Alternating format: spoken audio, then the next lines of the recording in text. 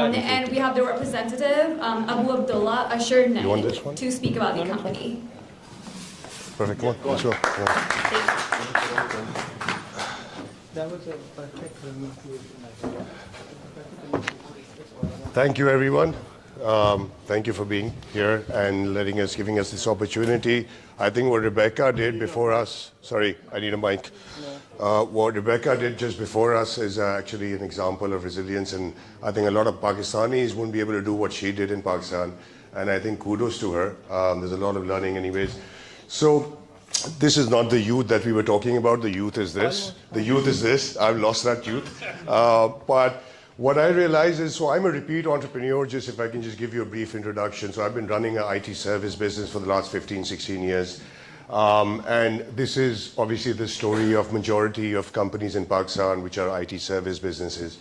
What I realized with due course of time when I co-founded Y Industries, where I was actually proven wrong by the youth of Pakistan, where I never thought that in Pakistan we could create tech and we could create products that could compete globally, products that could sort of compete with the IBM's Watson, Yellow.ai, and we did that. And we were able to actually create products in Pakistan and compete with the best in the world. And when I used to tell the team, they used to say that we know everything about them, they don't know anything about us. So that was the attitude that the youth of Pakistan actually did this, which isn't impossible. And now what we have a global network of resellers at Y Industries who are selling Pakistani tech globally, which has never happened before. We've always been infatuated with foreign technology and sort of, resold that and implemented that.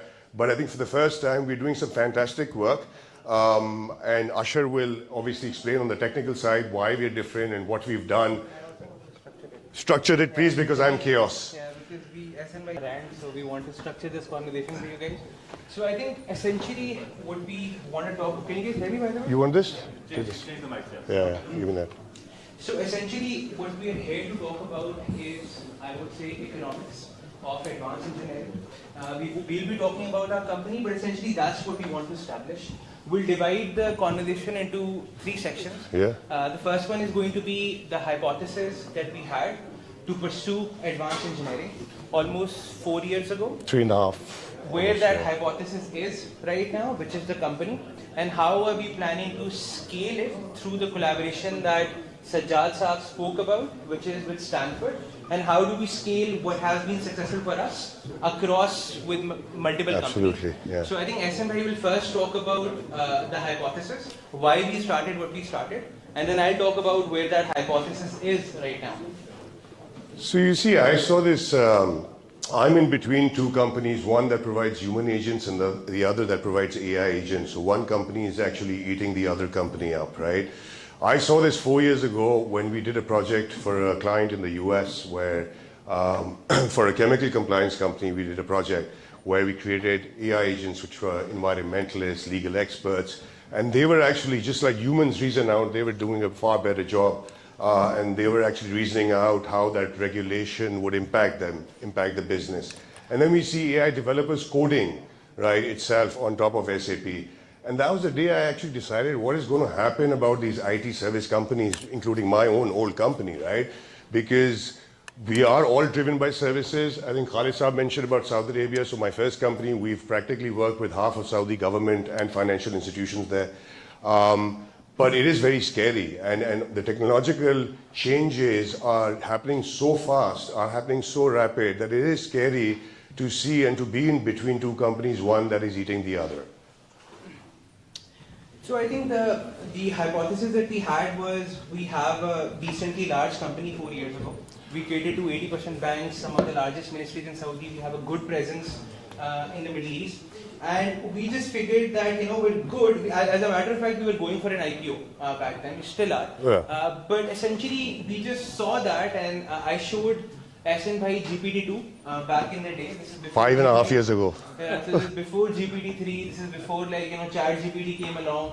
So I showed him this, and him and I sat down, and we decided that our own company is in trouble, and I think we need to be the first ones to kill our company. And, Yeah, absolutely. so that's where we started off from, and that was the hypothesis, right? It's the crazy. hypothesis was, it was previously called ISM, but now we have consolidated a lot of our companies into a single entity, so it's called Y Industries.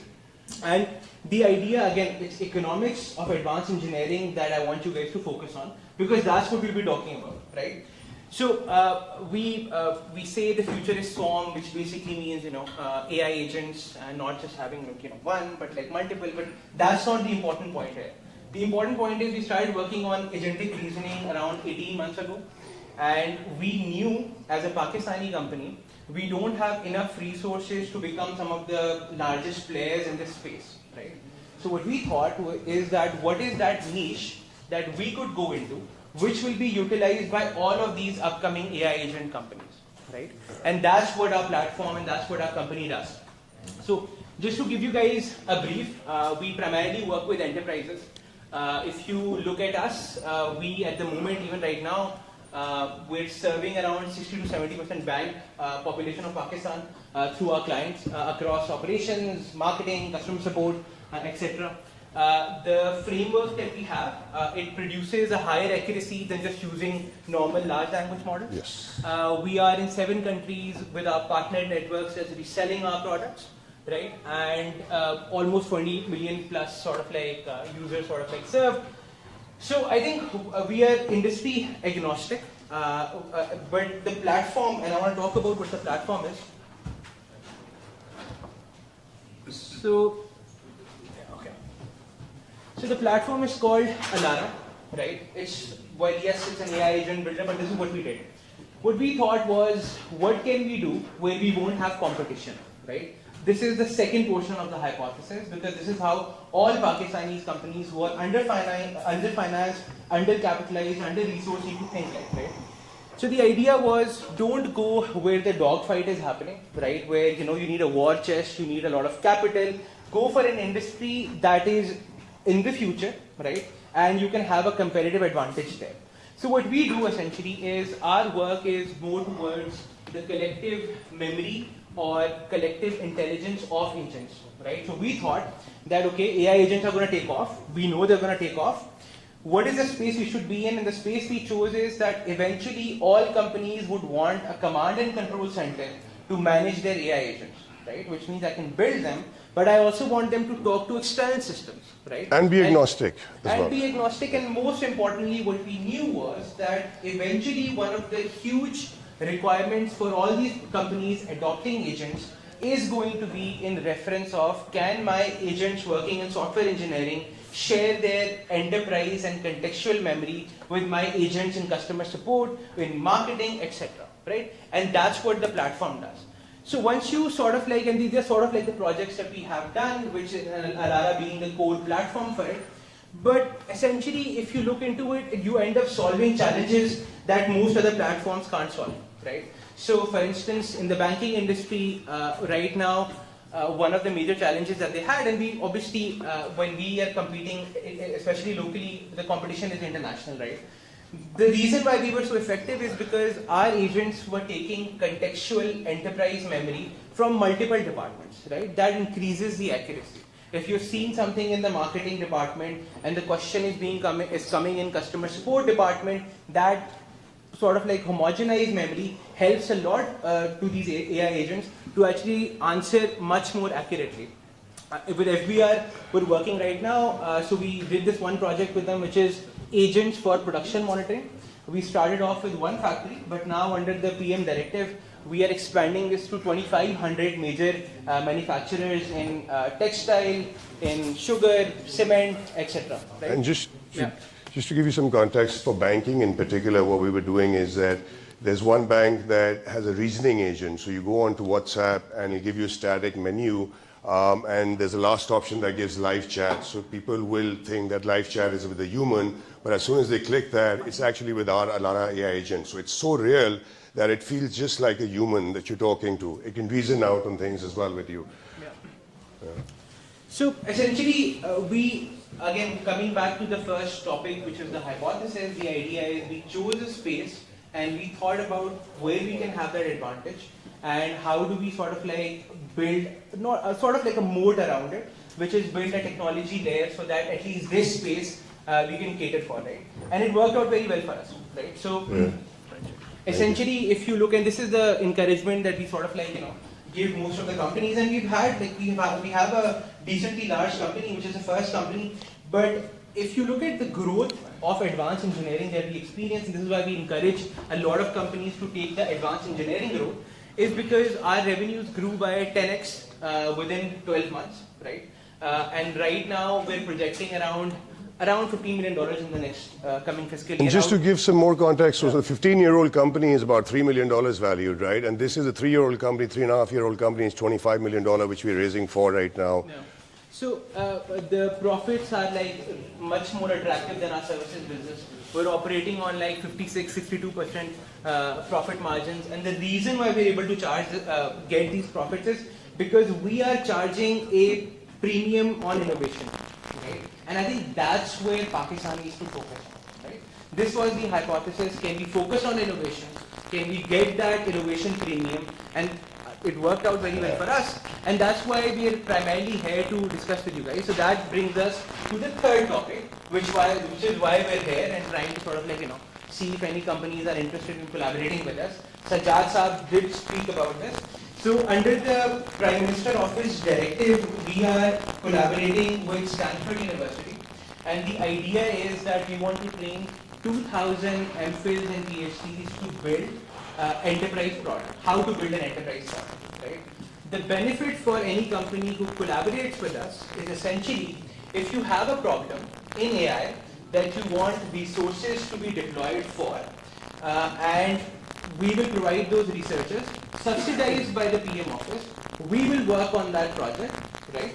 And sort of like for 3 months, 6 months, that project will be delivered, right? So essentially, that's one of the major things that we want to achieve, which is scaling the hypothesis that we had for ourselves, which is that we want to create a pipeline of demand, so of demand and supply, where we're training the supply ourselves, right, on the problems that the industry has, right? So anybody from the industry who wants to collaborate on this, this is a 36-month long initiative that we have.